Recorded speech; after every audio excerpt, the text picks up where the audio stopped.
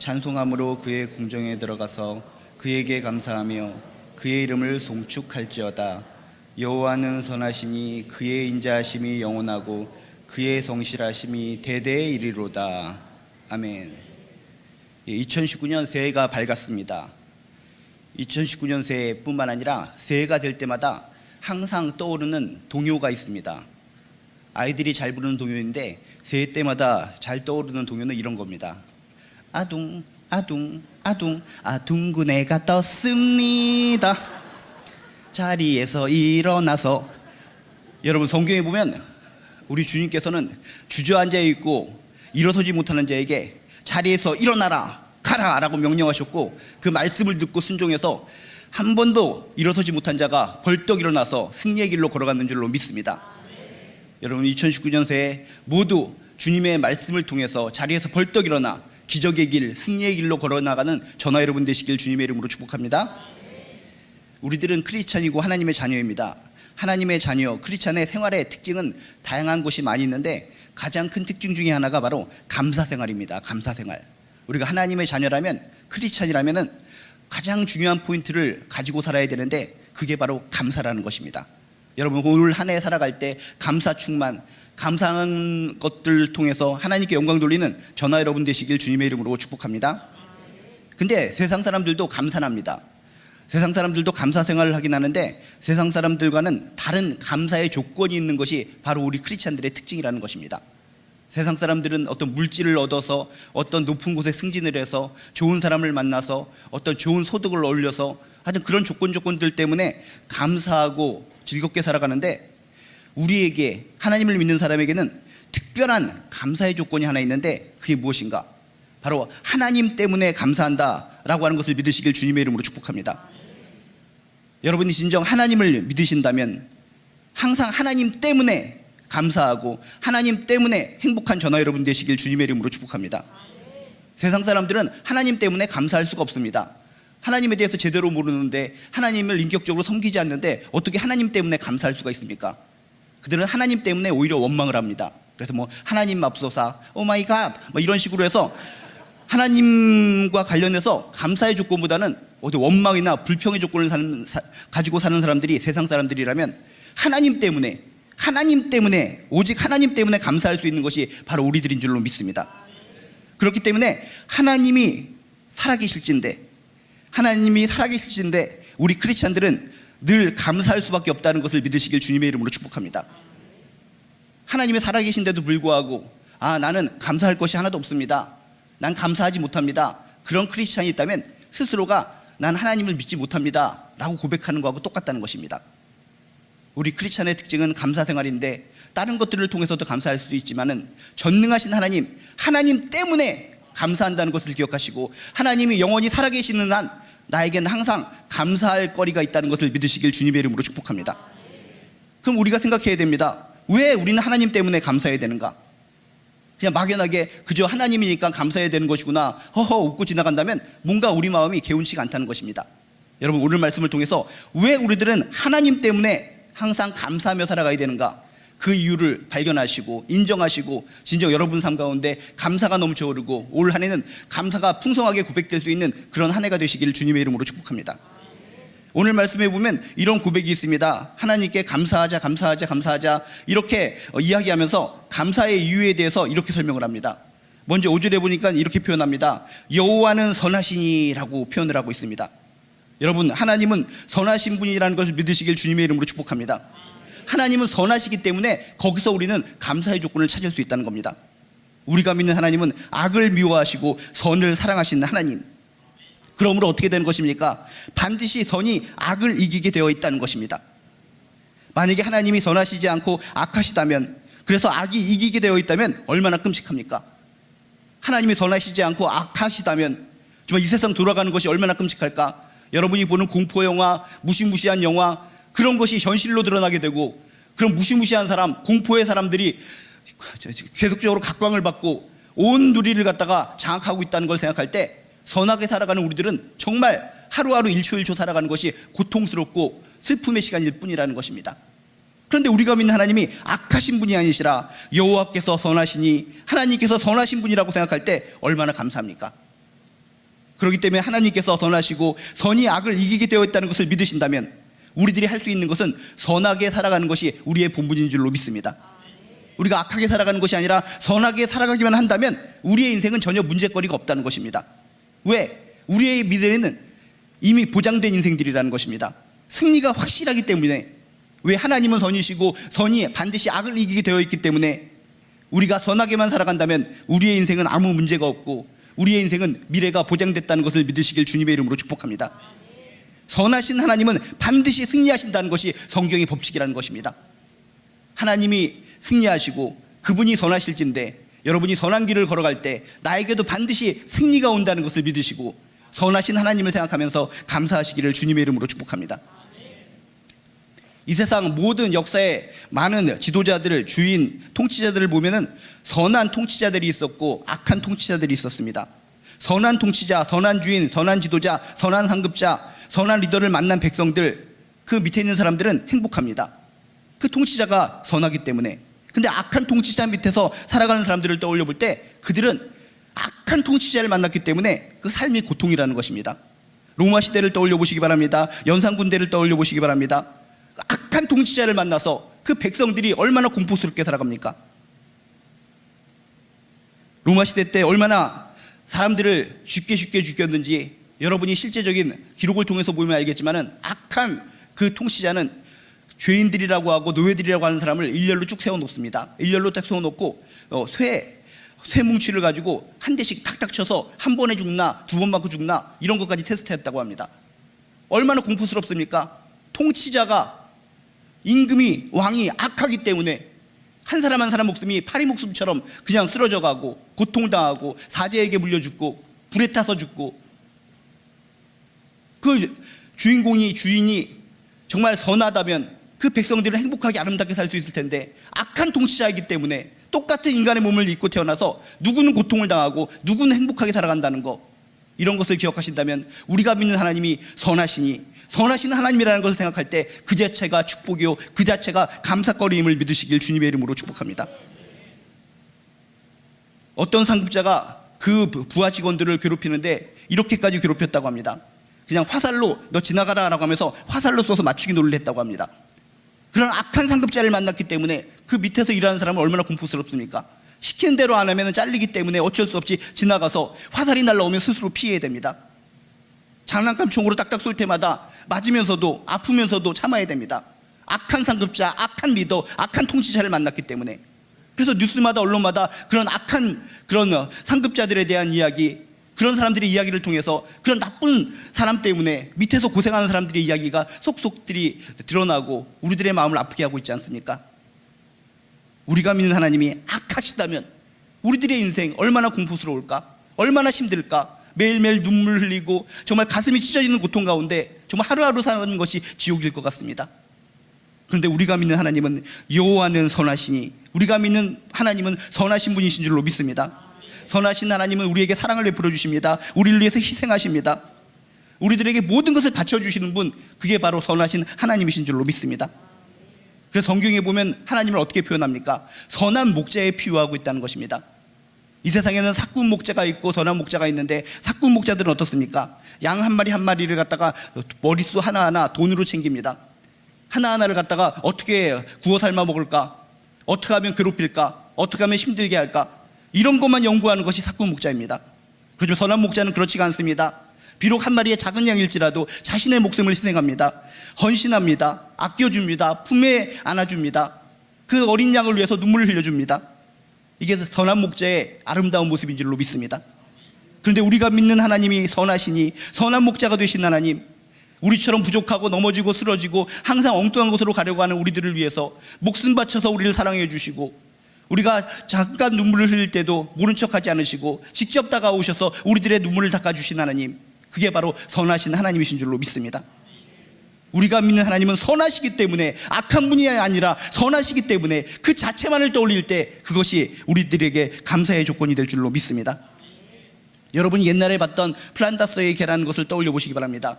개 한 마리지만 어떤 주인을 만나느냐에 따라서 개의 그 미래가 달라진다는 겁니다. 악한 주인을 만났을 때는 어떻습니까? 맨날 채찍에 맞습니다. 죽을 고통 가운데 무거운 짐을 질질 끌고 다닙니다. 악한 주인을 만났기 때문에 개라고 할지라도 정말 죽을 지경으로 정말 죽지 못해서 겨우겨우 연명하면서 살아가는 개의 모습, 파트라시를 볼 수 있었다는 겁니다.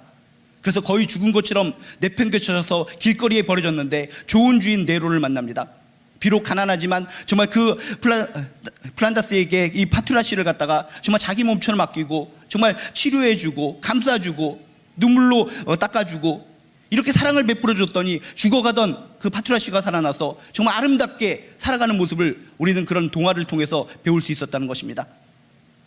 여러분, 우리의 주인이 누구이신가, 우리의 지배자, 우리를 다스리시는 분, 그분이 어떤 분이신가가 우리의 인생을 바꾸게 된다는 것을 믿으시길 주님의 이름으로 축복합니다. 우리가 믿는 하나님은 선하신 분이십니다. 너무나도 선하신 분이시기 때문에 우리들은 항상 마음에 평안을 가지고 기쁨으로 살아갈 수 있는 이유, 그 이유를 발견하게 될 줄로 믿습니다.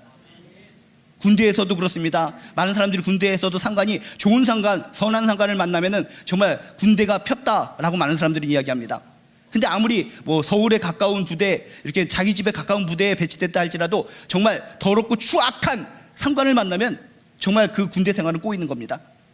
저 같은 경우에도 악한 상관 하나를 만났을 때 얼마나 제가 고통을 당했는지 모릅니다. 그 상관은 기독교, 하나님 믿는 사람을 굉장히 싫어했습니다. 그러니까 당연히 하나님 믿는 저를 너무나 싫어했습니다. 그래서 제가 장교로 있었기 때문에 어쩔 수 없이 식사할 때마다 그 상급자랑 같이 식사를 했는데 어느 날은 족발을 시켜서 먹고 있었습니다. 족발을 해서 먹는데 여러분들은 야들야들한 그 부분만 쫄깃쫄깃하게 씹어 먹지만 그 군대에서는 아주 그 뼈다귀 두꺼운 거 통째로 그냥 아그작 씹어 먹는 그런 모습으로 군대의 그런 군인들의 모습을 보입니다. 그래서 그 중에서도 가장 큰 통뼈가 있는데 그 통뼈는 그 가장 높은 자에게 바치는 겁니다. 이것은 가장 큰 뼈니까 드십시오.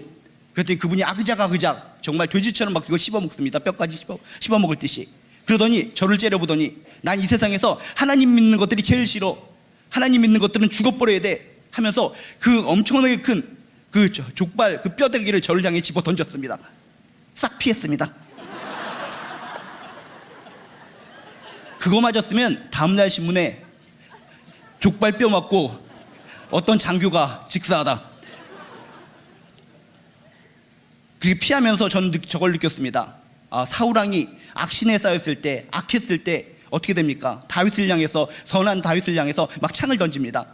창을 던질 때마다 이렇게 창피해 하면서 창을 싹싹 피합니다.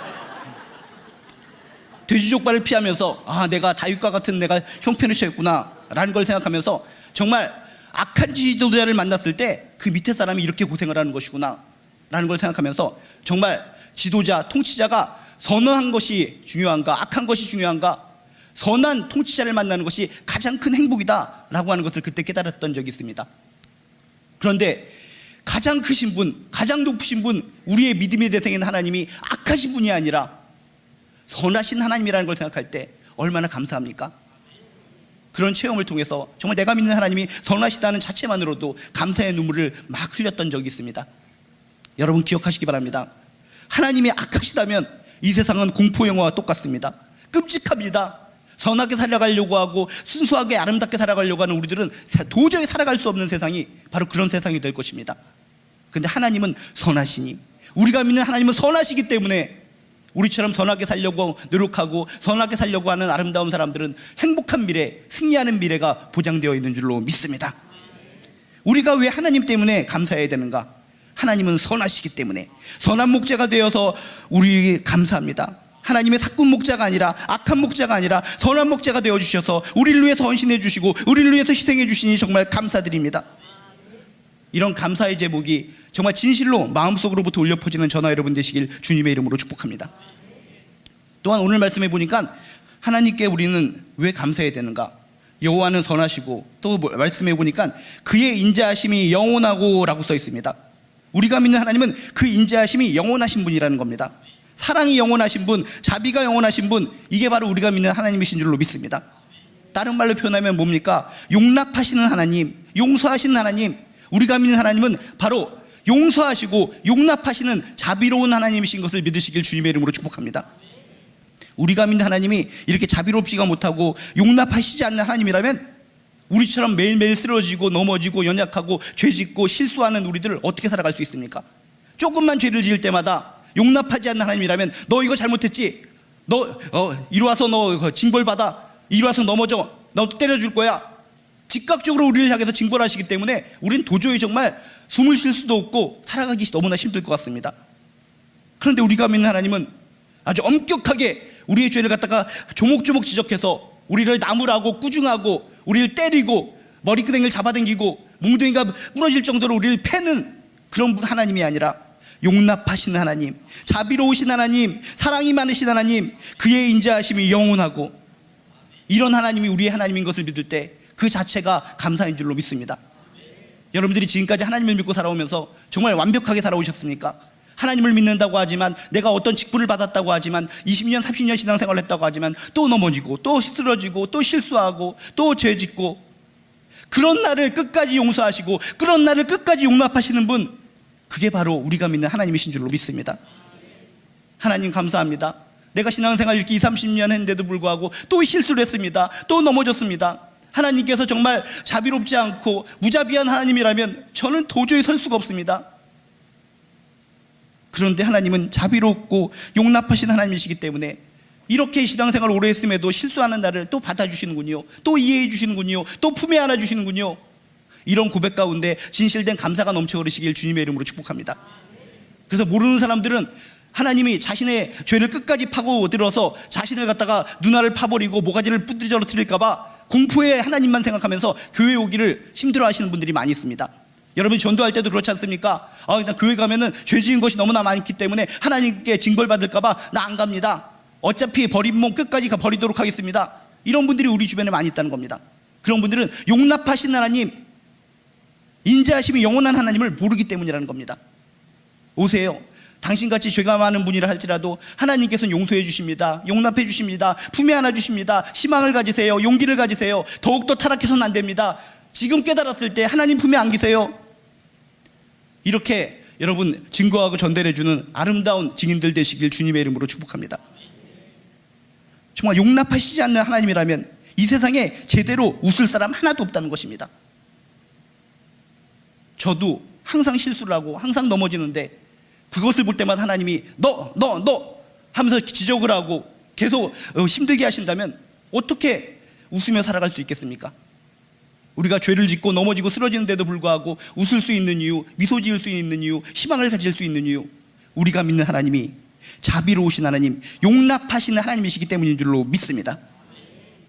어떤 아이가, 여자아이가 엄마가 안 계셨을 때 엄마 화장품을 가지고 막 그렇게 장난을 칩니다. 립스틱을 입에 바르기도 하고 화장품을 갖다가 머리에 껴지기도 하고, 신난다, 어머니가 할 수 있는 화장품 놀이를 나 혼자 다 해야 되겠다 하면서 막 얼굴을 갖다가 도화지 삼아서 막 그림을 그리기도 하고 신나게 놉니다. 그리고 얼핏 거울을 보니까 거울에 예쁜 아이가 보입니다. 거울아 이 세상에서 누가 제일 예쁘니? 하고 딱 보니까 자기가 보입니다. 정말 난 예쁘게 생겼구나. 그리고 거울에 있는 아이를 갖다가 더욱더 예쁘게 만들어주기 위해서 립스틱을 가지고 거울에다가 그림을 그립니다. 너에게 더욱더 예쁘게 만들어줄게 하면서 거울에다가 립스틱을 바르고 머리도 이렇게 색칠도 하고 열심히 해놓고 보니까 그때는 재밌었는데 마음이 두근두근 거리기 시작하는 겁니다. 나 이제 죽었다, 큰일 났다. 놀 땐 재밌었는데 내가 엄마의 비싼 립스틱을 가지고 거울에다가 이렇게 낙서를 해버렸는데 큰일 났다. 어떻게 하면 될까? 엄마가 오시면은 나를 갖다가 다리 몽둥이를 똑 부러뜨릴 것 같아. 어떻게 하면 좋아? 어머니가 표독스럽게 너 누가 이렇게 한 거야? 이런 식으로 나온다면 난 정말 큰일 났다, 집에서 쫓겨날 것 같아. 이런 마음으로 부들부들 공포 속에서 엄마를 기다립니다. 그럼 공포 속에서 기다리고 있는데 엄마가 오자마자 화를 내는 것이 아니라 품에 안아주면서 넌 그림을 굉장히 잘 그리는 것이구나. 나중에 그림 그리는 것으로 성공할 수 있겠다. 어쩌면 이렇게 그림을 아름답게 그려? 때리고 혼내고 집에서 쫓겨나는 것이 아니라 이렇게 품에 안아주면서 용서해줬을 때, 용납했을 때, 오히려 칭찬했을 때 이 애의 마음이 어떻게 되겠습니까? 이 아이는 평생 동안 그 어머니를 의지하는 겁니다. 이 어머니는 정말 나를 갖다 때리고 나를 갖다 집에 내쫓는 분이 아니라 내가 이런 실수했음에도 불구하고 이렇게 거울에다가 이렇게 낙서를 하고 비싼 립스틱을 이렇게 망가뜨렸음에도 불구하고 날 용납해 주시는구나. 영원토록 어머니에 대한 감사한 마음이 풍성해질 줄로 믿습니다. 우리가 믿는 하나님은 이보다 더 하신다는 것입니다. 죽어 마땅한 우리, 멸망받아야 될 우리, 지옥으로 가야 될 우리들을 위해서 독생자 예수를 이 땅에 보내주셔서 친히 죽음으로 말미암아 우리의 모든 죄를 대속하시고 용서해 주셨다라는 걸 생각할 때 얼마나 큰 사랑이요, 얼마나 큰 자비입니까? 항상 예수 그리스도를 통한 우리들의 용서, 그것을 떠올리면서 그 자체가 진정한 감사거리가 되시길 주님의 이름으로 축복합니다. 하나님 감사합니다. 하나님의 자비로 인해 내가 이렇게 살아갈 수 있습니다. 하나님의 자비, 하나님의 용서하심이 없으면 내가 어떻게 이 자리에 설 수가 있겠습니까? 이 자리에서 기도하고 찬양하고 웃으면서 이렇게 교제할 수 있지만은 내 마음 중심에는 하나님 앞에 잘못한 것이 얼마나 많은지 모릅니다. 이런 잘못된 것이 있음에도 불구하고 용납하시고 받아주시고 다시 용기를 주시고 이렇게 세워주신 하나님, 하나님의 그 자비에, 하나님의 그 인자하심에 정말 감사합니다.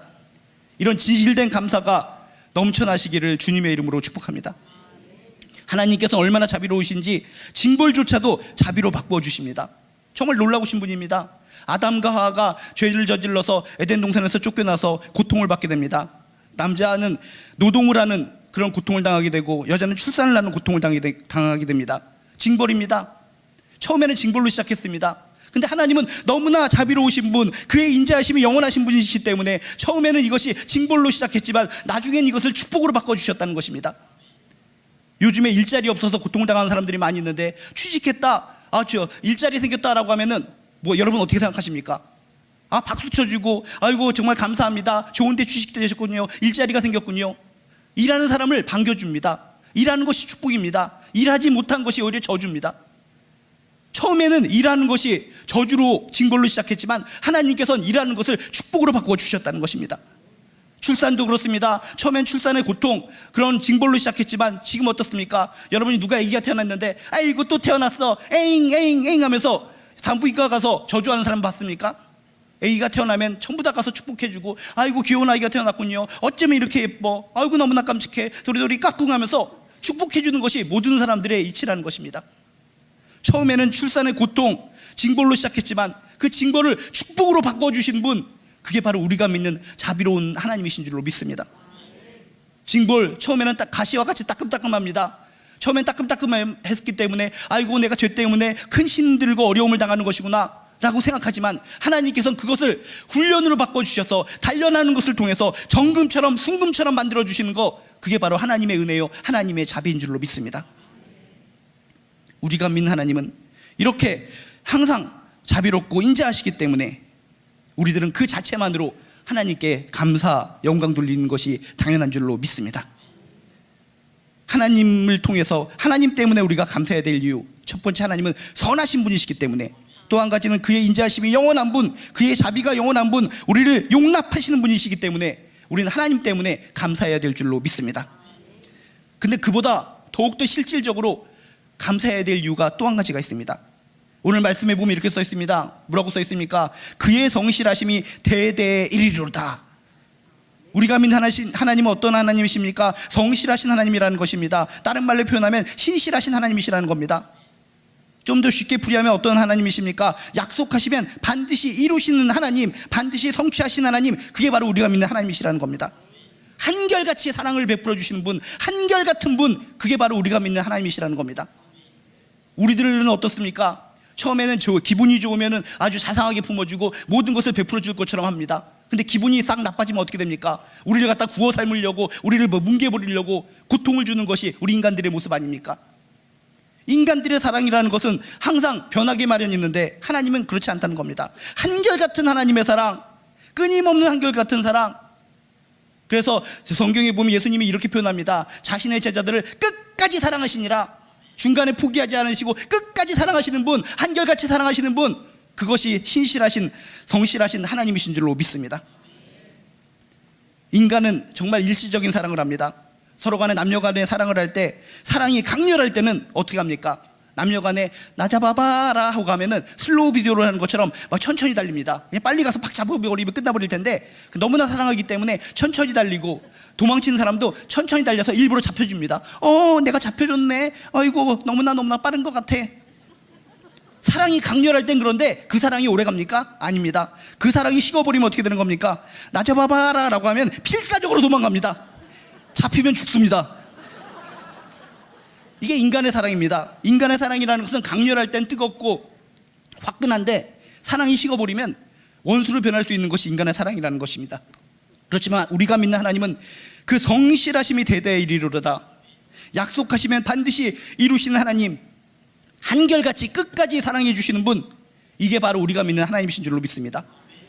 이런 성실하신 성품, 신실하신 성품을 자체만으로도 우리는 감사해야 되는데 그 뒷부분이 더 중요하다는 것입니다. 그 신실하심이 네 대에 끝난다라고 말씀하시는 것이 아니라 대대에 이른다라고 성경에 이야기하고 있다는 것입니다.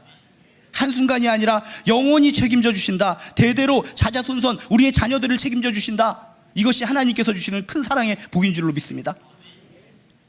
아이고, 나만 하나님 복 주시는 것이 아니라 나의 자녀들도 복 주시면 좋겠는데 어떡하죠? 나의 자녀들은 저 모양 저 꼴로 살아가고 있는데. 우리 어른들 중에 그런 마음을 품는 사람들이 많이 있다는 겁니다. 나는 예수 잘 믿어서 복받고 하나님 잘 믿어서 구원받고 나는 행복해 죽겠는데 나의 자녀들이 아직 저렇게 하나님을 제대로 믿지 못하고 있습니다. 저렇게 까불고 살고 있습니다. 어떻게 하면 좋습니까? 자녀들 때문에 힘들어하시는 분들이 많이 있는데 그런 분들에게 소망이 되는 말씀이라는 것입니다. 하나님의 그 신실하심이 너대로 끝나는 것이 아니라 대대에 이른다라고 선포해주고 있다는 것입니다. 내가 하나님을 열심히 믿기 때문에, 내가 하나님께 열심히 기도하기 때문에, 내가 하나님을 열심히 붙잡고 살아가기 때문에 그 은혜가 내 대로 끝나는 것이 아니라 내 자손 대대로 이어진다는 것을 믿으시길 주님의 이름으로 축복합니다. 이게 얼마나 큰 은혜입니까? 주여, 내가 부족하지만 내가 하나님을 열심히 믿었다는 것 그 자체만으로도 내 자손대까지 하나님의 은혜를 부어주신다니 너무나 감사합니다. 그런 감사한 은혜가 여러분에게 있으시길 주님의 이름으로 축복합니다. 부모의 마음, 부모의 심정은 어떤 것입니까? 진짜 자기만 잘 먹고 잘 살려고 하는 것이 부모의 마음이 아니라 자녀들이 잘 되기를 바라는 것이 부모의 마음이라는 겁니다. 자녀가 밥을 먹지 않습니다. 밥을 먹지 않을 때 정상적인 부모라면 어떡합니까? 일부러 먹입니다. 왜 안 먹어? 먹으면 안 돼. 먹으면 안 돼가 아니라 잘 먹어야 돼 하면서 계속적으로 먹을 것을 주려고 합니다. 만약에 애기가 안 먹는다고 하는데 고맙다. 그렇지 않아도 우리 경제적 사정이 나빠 죽겠는데 이렇게 적게 먹어줘서 고마워. 다음부터는 너 40일 금식 기도해. 이런 식으로 나온다면 그건 엄마 아빠가 아니라는 겁니다. 진짜 엄마 아빠의 마음이라는 것은 애가 잘 먹지 않을 때마다 도닥거려주면서 먹어라 도망치면 쫓아다니면서 먹이고 싶은 것이 부모의 마음이라는 것입니다. 이런 우리들의 마음을 너무나 잘 아시고 정말 내가 하나님을 열심히 믿고 살아갈 때 하나님의 그 신실하심이 내대로 끊기는 것이 아니라 대대로 이루어질 것이다. 미래까지 자손까지 보장해 주실 것이다. 이런 놀라우신 하나님의 복, 하나님의 마음을 알 때 그 자체가 은혜요, 그 자체가 감사거리가 될 줄로 믿습니다. 자녀가 아프면 정말 내가 대신 아파주고 싶어하는 것이 부모의 마음이라는 것입니다. 자녀가 아픈데도 불구하고 너하고 나는 달라. 그냥 너 아프면 너 아픈 대로 살다가 그냥 가버려. 이렇게 생각할 부모는 없다는 것입니다. 정상적인 부모라면 자녀가 아프면 대신 아파주고 싶은 마음, 정말 내 눈이라도 하나 뽑아줘서 정말 넣어주고 싶은 마음, 그런 것이 부모의 마음입니다. 그런 부모의 마음을 하나님께서 하시고 네가 하나님을 열심히 믿고 살아가면, 진실로 믿고 살아가면 너 대에만 행복하고 너 대에만 기쁨이 있는 것이 아니라 하나님의 사랑이 임하는 것이 아니라 너의 아름다운 신앙 때문에, 그 신앙 때문에 너의 자손들에게도 정말 대대로 내가 보장해주고 책임져 주리라. 이런 은혜의 말씀이 여러분에게 큰 힘이 되고 감사거리가 되시길 주님의 이름으로 축복합니다. 그래서 마가복음 7장에도 어떤 말씀이 있습니까? 헬라인 수로보니게 여인 그 이야기가 나옵니다. 이 수로보니게 여인이 자신이 사랑하는 딸이 귀신에 들렸습니다. 간단한 귀신이 아니라 성경에 보니까 흉폭한 강한 귀신에 들렸다라고 성경에 써 있습니다. 그래서 헬라인인데도 불구하고, 이방인인데도 불구하고 먼 거리에서 나타나서 예수님의 소문을 듣고 와서 무릎을 꿇고 얘기하는 겁니다. 주여 예수님이여, 내 자식을 제발 살려주시옵소서. 흉악한 귀신에 들려서 정말 죽을 지경에 있습니다. 제발 살려주세요. 이게 어미의 마음이요, 이게 아버지의 마음인 줄로 믿습니다. 그럼 어떻게 해야 됩니까? 예수님은 그렇구나, 네가 이방인인데도 불구하고 여기까지 이렇게 와가지고 나한테 이렇게 아이를 살려달라고 하는 것이구나, 고쳐주겠다, 이렇게 말씀하실 줄 알았는데 성경에 보면 그렇게 얘기하지 않습니다. 자녀들이 먹을 떡을 개들에게 던져주는 것은 옳지 않으니라. 그렇게 예수님의 소문을 믿고 딸을 고쳐달라고 그렇게 무릎을 꿇고 빌고 있는데 한다는 얘기가, 자녀들이 먹을 떡을 개들에게 던져주는 것은 옳지 않으니라. 그 당시에 유대인들이 이방인을 개 취급한다는 것은 알고 있었지만 예수님의 입을 통해서 그런 얘기가 나왔을 때 얼마나 마음에 충격을 받았겠습니까? 아니 예수님, 웬 도구보이스, 이게 뭔 얘기를 하시는 것입니까? 보통 사람 같으면은 아이고 정말 치사하고 더럽습니다 하면서 그냥 돌아서 집으로 가버렸을지도 모릅니다. 근데 부모의 마음, 어미의 마음은 그런 것이 아니라는 겁니다. 예수님이 그런 얘기를 했음에도 불구하고 뭐라고 합니까? 자식을 너무나 사랑하기 때문에 상아래 개들도 자녀들이 흘리는 부스러기를 얻어먹습니다. 부스러기라도 좋으니 주여 주여 은혜 쪽 한 조각이라도 부어 주시옵소서. 당신을 믿습니다. 내 자녀를 고쳐줄 줄로 믿습니다. 그런 모욕과 치욕을 당했음에도 불구하고 어머니이기 때문에, 진실된 어머니이기 때문에 더욱더 간절하게 매달리는 모습을 성경을 통해 발견할 수 있다는 겁니다. 이게 어머니의 마음이요 우리 아버지의 마음인 줄로 믿습니다. 이런 마음을 하시고 우리 대로 주의 은혜로 끝나는 것이 아니라 대대로 주의 은혜가 임할 것이니라, 미래까지 자손까지 보증해 줄 것이니라, 이런 하나님을 생각할 때 얼마나 감사합니까? 여러분들의 자녀들의 얼굴을 떠올리면서 아 그렇구나, 이게 은혜구나, 이게 감사거리구나, 하나님께 감사 영광 돌리시길 주님의 이름으로 축복합니다. 지금 어머니 얘기만 했기 때문에 아버지들은 삐질 것 같아서 아버지 얘기도 합니다. 요한복음 4장에 보면 정말 왕의 신하 얘기가 나옵니다. 왕의 신하, 정말 왕의 신하이기 때문에 그 시대에 정말 엄청나게 큰 계급이요 높은 신분을 가지고 있는 사람입니다. 근데 아들이 죽게 되어 있습니다. 그래서 머나먼 길을 예수님의 소문을 듣고 찾아옵니다. 그 당시에는 신분이 예수님이 비천하게 보였기 때문에 정말 그 왕의 신하가 예수님께 무릎을 꿇는다는 것은 말도 안 되는 이야기입니다. 근데 성경에 보면 이 높은 신분인 왕의 신하가 정말 예수님께 찾아와 무릎을 꿇으면서 이야기합니다.